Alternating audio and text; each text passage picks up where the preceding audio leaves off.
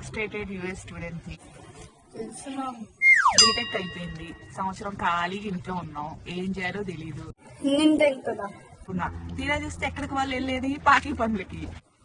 ఇవన్నీ మంచి పూకోలు, మంచి మొడ్డ, మంచి పూకోలు మాట్లాడే మాటలు నీకు సెట్ కూడా మొడ్డ కూడా సెట్ అంటే ఏదో ఎంత పురుగు ఇంతుంది. స్నానాలు చేయించడం, అన్నాలు పెట్టడం, ఇవే వాళ్ళు చేసే పనులు.